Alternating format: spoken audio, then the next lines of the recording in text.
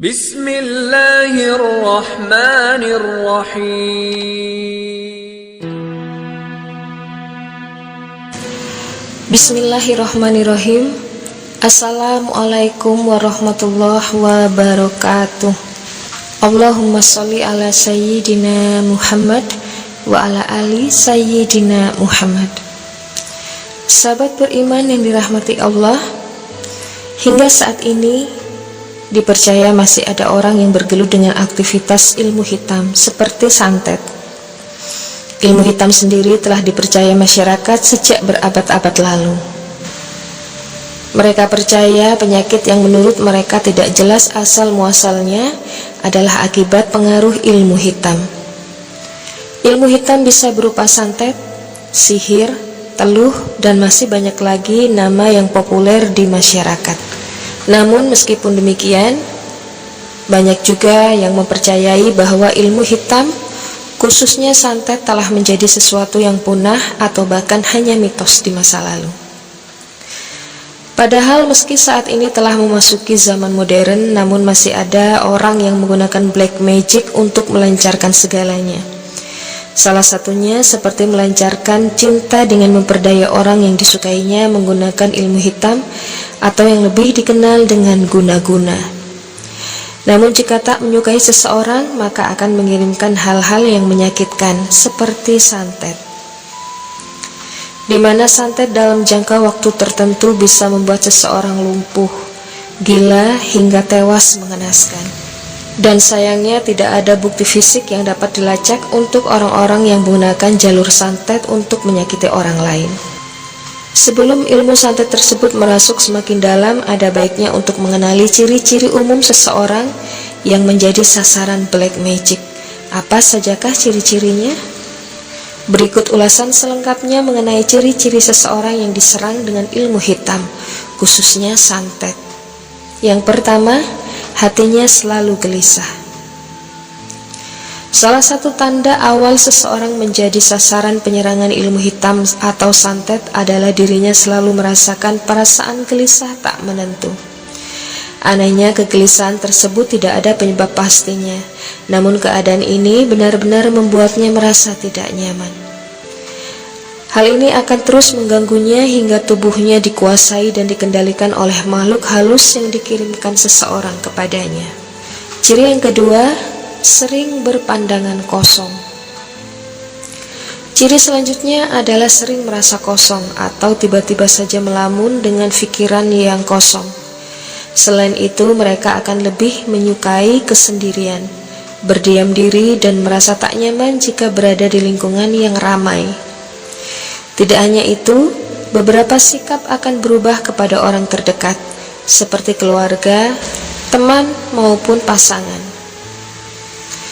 Bahkan pikirannya pun mulai mengarah ke hal-hal yang aneh, di mana ada dorongan-dorongan tertentu yang berkecenderungan untuk menyakiti diri sendiri. Ciri yang ketiga, malas-malasan dan suka tidur terus. Suka bermalas-malasan, selalu mengabaikan dalam suatu pekerjaan, tidak semangat, dan cenderung pada rasa ngantuk tidak tertahan. Selain itu, mereka akan lebih nyaman untuk tidur dan menyendiri daripada berada di luar dan beraktivitas. Ciri yang keempat, sakit kepala. Salah satu ciri umum lainnya adalah pada sang korban akan mulai mengeluhkan sakit fisik. Salah satu sakit fisik yang paling sering dialami adalah sakit kepala. Orang yang terkena santet biasanya pusing-pusing dan mual. Selain itu, para korban santet akan mulai merasakan sakit kepala tersebut pada jam tertentu seperti jam 6 sore, jam 9 malam, pukul 1 malam, pukul 3 subuh, 6 pagi, dan jam 9 pagi. Karena waktu itulah jam kerja si tukang santet atau guna-guna. Yang kelima, selalu mimpi menakutkan. Seperti misalnya mimpi memakan makanan yang bau darah, anyir, dan sebagainya. Tak hanya itu, bahkan tak jarang akan memimpi kiamat, merasa disiksa, dikejar sesuatu, dikerumuni orang, dan dia akan merasa tidak nyaman dengan mimpinya tersebut. Bagaimana cara untuk menghindari santet hingga pelet? Pakar ru'yah sekaligus pimpinan Majelis Zikir Alawiyah Bangka, Ismail Permana, blak-blakan menyebut sihir, santet, dan jin memang nyata adanya di tengah masyarakat. Beliau menyebutkan, ruqyah sebagai bentuk cara atau metode dalam Islam untuk mengusir sihir dari orang-orang yang berbuat zalim kepada kita. Ruqyah ada dua metode. Pertama, syariah yang menggunakan ayat-ayat suci Al-Quran, sedangkan ruqyah syirkiyah menggunakan ilmu hitam, kelapa, atau memakai sesuatu yang tidak disunahkan, dan itu merupakan hal yang musyrik. Beliau juga menjelaskan mengenai tentang ruqyah, sihir, dan hodam keturunan. Dijelaskan, setan menggoda hati ada di sekeliling kita, misalnya saat sholat digoda hingga akhirnya tidak menunaikan sholat.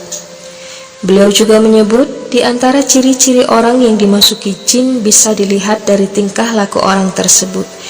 Misalnya yang biasa pendiam jadi temperamen, orang yang biasa riang kemudian sering melamun.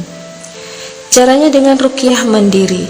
Waktu yang paling baik ruqyah mandiri setelah sholat, minimal setelah maghrib dan setelah subuh. Baca Al-Fatihah, Al-Ikhlas, Al-Falaq, An-Nas, dan ayat kursi.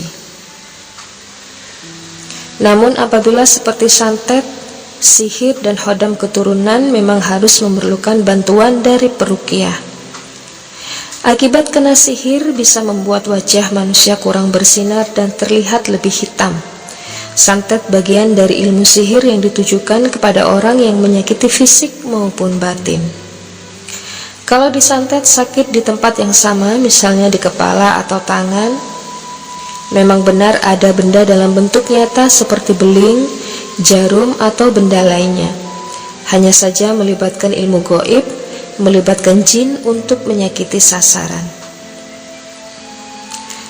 Terkena santet karena kesalahan diri sendiri yang lalai sholat, sehingga mudah dimasuki santet dan Allah izinkan masuk ke dalam tubuh kita. Sihir termasuk dalam keimanan. Kalau iman kuat tidak akan mudah dimasuki oleh sihir, dan sebaliknya jika iman kita lemah maka akan mudah dimasuki. Jin yang dikirim melalui santet misalnya lebih jahat ketimbang jin yang ketempelan dan jin kiriman. Dan jangan sekali-sekali mengamalkan ilmu yang tidak sesuai dengan syariat Islam, tidak sesuai dengan sunnah Rasulullah, karena itu membuka gerbang alam gaib yang akan masuk ke dalam tubuh kita dan diwariskan ke anak-anak kita. Itulah dinamakan hodam keturunan. Selalu membaca bismillah apapun yang dilakukan atau aktivitas apapun agar jin-jin tidak mudah masuk ke tubuh kita. Dan terus bersabar dalam artian tidak mudah cepat marah, karena kalau tidak jin akan mudah masuk ke dalam tubuh kita. Teruslah beribadah, tingkatkan iman dan takwa kita semata-mata karena Allah. Karena kalau tidak ibadah, itulah peluang untuk menzolimi kita. Itulah tadi ciri-ciri orang yang terkena santet. Marilah kita tingkatkan ibadah dan takwa kita kepada Allah Subhanahu wa Ta'ala agar kita terhindar dari hal-hal tersebut yang sangat merugikan diri sendiri. Demikian, semoga bermanfaat. Barakallahu fikum. Assalamualaikum warahmatullahi wabarakatuh.